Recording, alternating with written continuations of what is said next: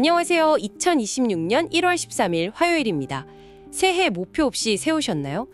저는 매년 정말 거창하게 세웠다가 작심삼일로 끝나는 경우가 참 많았거든요. 그래서 올해는 좀 다르게 접근해보고 싶더라고요. 마침 보내주신 자료가 바로 그 고민에 대한 아주 흥미로운 답을 주는 것 같았어요. 네, 맞아요. 그 유튜브 채널 초계교회에 올라온 2026년 1월 4일 전세대 예배 영상 녹취록이죠. 이 자료가 세계기획이라는 개념을 인생이라는 집을 짓는 과정이다, 이렇게 좀 독특한 비유로 풀어내더라고요. 맞아요. 단순히 무엇을 이룰 거냐 이게 아니라 어떻게 지을 거냐, 이 근본적인 질문을 던지는 게 인상 깊었습니다. 그렇죠. 그래서 오늘의 목표는 이 집 짓기 비유를 한번 샅샅이 뜯어보는 거예요. 종교적인 메시지를 넘어서서 우리 모두의 삶에 적용할 수 있는 어떤 보편적인 원칙, 통찰 이런 것들을 한번 뽑아내보는 거죠. 자, 그럼 건축가가 된 기분으로 2026년이라는 이 빈 대지 위에 어떤 집을 지을 수 있을지 그 설계도를 함께 들여다볼까요? 좋습니다. 자, 뭐든지 시작은 기초공사 아니겠어요? 건물이 얼마나 높이 올라갈지는 전적으로 이 기초가 얼마나 튼튼한 거에 달려 있으니까요. 이 설교에서도 바로 거기서 시작을 하더라고요. 내 인생의 기초는 무엇인가 하는 질문이요. 네.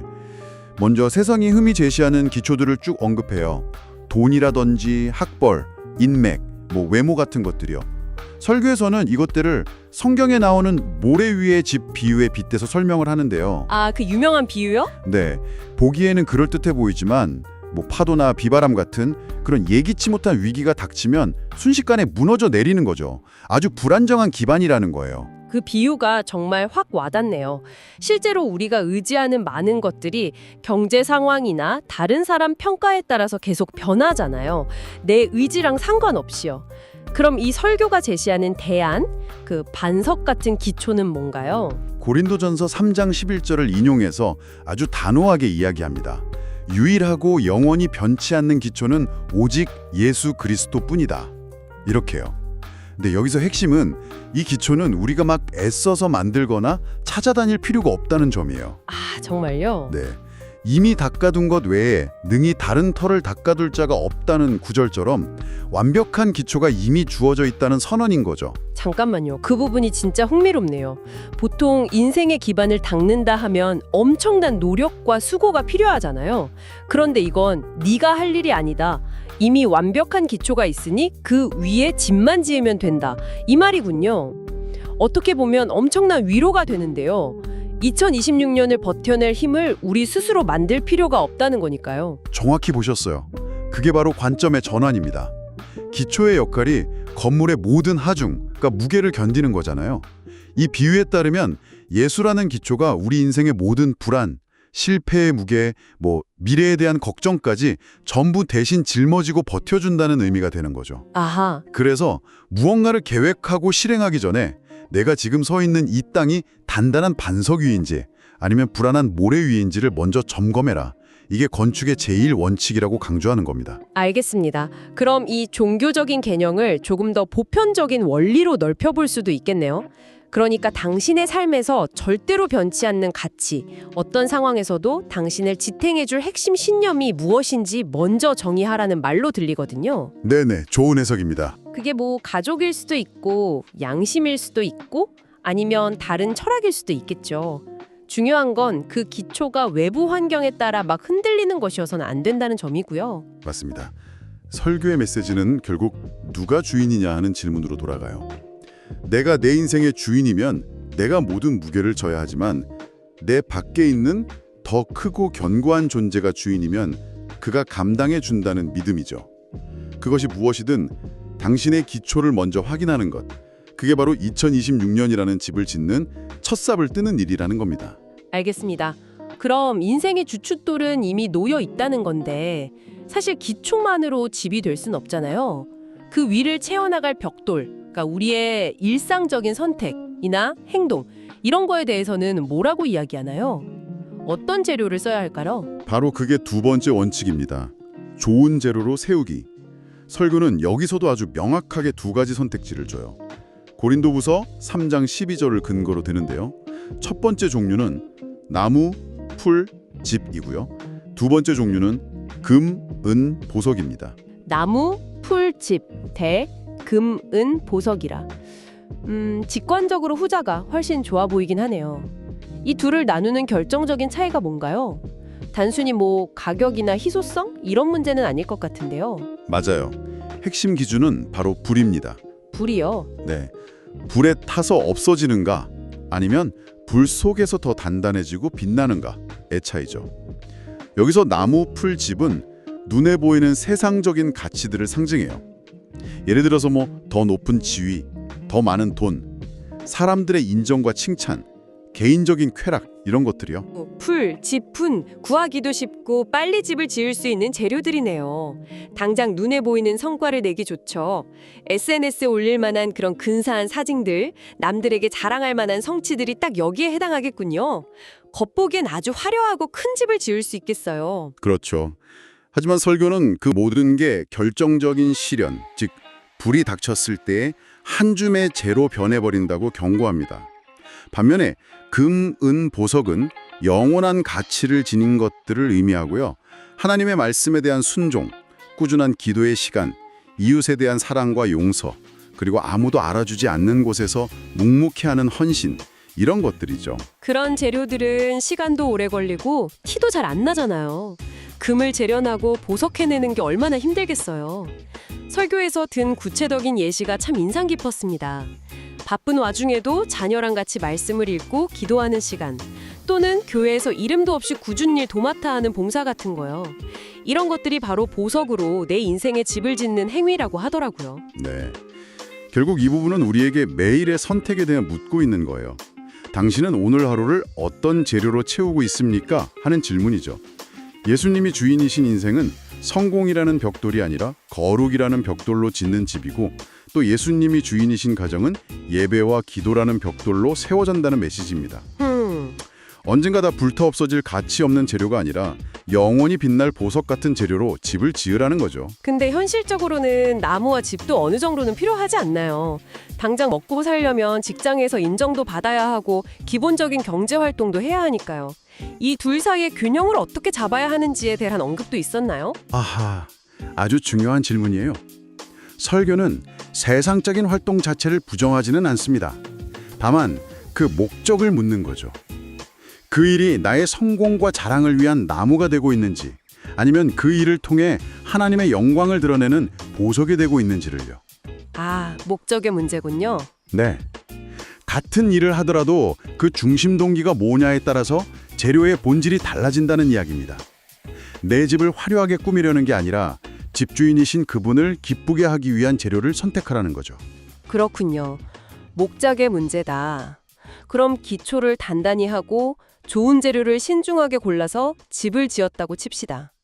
근데 어떤 건축물이든 결국 비바람도 맞고 시간이 지나면서 그 내구성을 시험받게 되잖아요.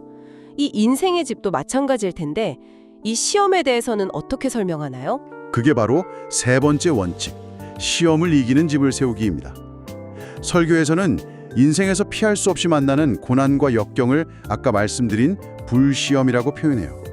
여기서 아주 재치 있는 비유가 하나 등장하는데요. 신앙은 티백과 같다는 겁니다. 티백이요? 그건 좀 의외인데요? 어떤 의미죠? 티백은 그냥 봐서는 그 안에 뭐가 들었는지, 어떤 맛과 향을 낼지 알 수가 없죠. 하지만 뜨거운 물에 들어가는 순간 비로소 진가를 발휘합니다. 진한 향과 색을 우려내죠. 아하. 사람의 믿음도 마찬가지라는 거예요. 평화롭고 모든 게 순조로울 때는 내 믿음의 집이 나무로 지어졌는지 금으로 지어졌는지 잘 안 드러나요. 다들 멀쩡해 보이죠. 하지만 고난이라는 뜨거운 물, 시련이라는 불이 닥쳐봐야 그 진짜 모습이 드러난다는 겁니다. 와, 그 비유 정말 기가 막히네요. 위기의 순간에 그 사람의 본질이 드러난다는 말이군요. 평소에는 모두가 선하고 강해 보이지만 결정적인 순간에 어떤 선택을 하는지를 보면 그 사람이 평생 뭘 쌓아왔는지 알 수 있다는 거죠. 바로 그겁니다. 그리고 이 원칙을 가장 극적으로 보여주는 인물로 한 사람의 이야기를 소개해요. 바로 서머나 교회의 폴리감 목사입니다. 폴리감 목사요? 네, 2세기경 지금의 터키 지역에서 활동했던 초기 기독교 지도자인데요. 당시 로마 제국이 기독교를 엄청나게 박해했습니다. 황제를 신으로 숭배하지 않는다는 이유로 수많은 기독교인들이 처형당했죠. 아, 그러니까 목숨을 걸고 신앙을 지켜야 했던 그런 시대의 인물이군요. 네. 폴리갑은 86세의 나이에 체포돼서 화형대 위에 서게 됩니다. 로마 총독이 그를 회유하죠. 그냥 형식적으로라도 황제를 주님이라 부르고 예수를 저주해라. 그러면 살려주겠다. 노인에게 마지막으로 기회를 준 겁니다. 86세요. 네. 이때 폴리갑이 남긴 말이 이 설교의 메시지를 관통합니다. 뭐라고 했나요? 그는 이렇게 대답했습니다. 나는 86년 동안 그분을 섬겼습니다. 그동안 그분은 단 한 번도 나를 배신하거나 부당하게 대하신 적이 없습니다. 그런데 내가 어찌 나를 구원하신 나의 왕을 모독할 수 있겠습니까? 결국 그는 불길 속에서 순교를 택했습니다. 와, 자신의 삶 전체가 일시적인 나무와 쥐피 아니라 불 속에서도 사라지지 않는 금과 보석으로 지어진 집이었음을 죽음의 순간에 가장 확실하게 증명해 보인 셈이죠. 와, 정말 압도적인 이야기네요. 86년이라는 시간 동안 쌓아 올린 것이 무엇이었는지를 한마디로 보여주는군요. 이 이야기는 불시험을 피할 수는 없지만 제대로 지은 집은 그 시험을 통해 무너지는 게 아니라 오히려 더 견고하게 빛난다는 메시지를 너무나 강력하게 전달합니다. 그렇습니다. 그리고 여기서 한 가지 믿음이 더 추가돼요. 바로 집주인이 집을 지킨다는 믿음입니다. 내가 주인인 집은 위기가 닥치면 내가 내 힘으로 지켜내야 하잖아요. 그렇죠. 하지만 집주인이 예수가 되면 주인이신 그분이 직접 그 집을 지켜내신다는 거죠. 그래서 환난과 핍박이라는 불 앞에서 허망하게 타버리는 게 아니라 오히려 시련을 엮을수록 더 단단해지고 보석같이 빛나는 집이 된다. 이런 결론에 이르는 겁니다. 오늘 살펴본 설교는 인생은 집을 짓는 것이라는 하나의 은유를 통해 아주 명확한 로드맵을 제시했네요. 정리를 좀 해보자면 첫째, 내 힘이 아닌 예수라는 흔들리지 않는 기초 위에 세울 것. 둘째, 세상의 칭찬 같은 나무와 짚이 아닌 믿음과 사랑, 헌신 같은 영원한 금과 보석을 재료로 사용할 것. 그리고 셋째, 이를 통해 인생의 어떤 불시험도 결국 이겨내는 견고한 집을 완성할 것. 이렇게 요약할 수 있겠네요. 맞습니다. 결국 2026년 한 해의 계획을 세우는 당신에게 이 자유가 던지는 핵심 메시지는 바로 관점의 전환인 것 같아요. 올해는 무엇을 이룰 것인가? 어떤 목표를 달성할 것인가? 이런 결과 중심의 질문에서 좀 벗어나서 나는 어떤 기초 위에 서 있는가? 그리고 나는 오늘 하루를 어떤 재료로 채워갈 것인가? 하는 과정과 본질에 대한 질문을 먼저 던져보라는 거죠. 집의 외형이나 크기가 아니라 그 집의 기초와 재료에 집중하라는 강력한 권고입니다. 그러네요. 어떤 집을 지을까를 고민하기 전에 어떤 건축가가 될까를 먼저 생각하게 만드네요. 이 설교는 불시험을 견뎌내는 집, 그러니까 좀 방어적인 관점에서 이야기하는 데 초점을 맞췄는데요. 저는 여기서 한 걸음 더 나아가서 이런 상상을 해보는 건 어떨까 싶습니다. 혹시 그 불의 목적이 단지 집의 내구성을 테스트하는 것뿐만 아니라 집을 더 완벽하게 만드는 과정은 아닐까요? 뭐랄까, 대장장이가 불로 쇠를 달구어서 불순물을 제거하고 더 강한 검을 만들어내듯이 말이죠. 아, 정년의 과정으로 보는 거군요. 네, 어쩌면 우리 삶의 고난이라는 불은 우리 안에 아직 남아있던 나무와 집 같은 일시적인 가치들을 태워 없애고 오직 순수한 금과 보석만을 남기기 위한 필수적인 과정일지도 모릅니다. 올 한 해 당신의 인생에서 기꺼이 불타 없어지도록 내어주어야 할 나무와 짚은 무엇인지, 그리고 그 불을 통해 더욱 빛나게 달 당신의 보석은 무엇인지 생각해보는 것도 의미 있을 것 같습니다.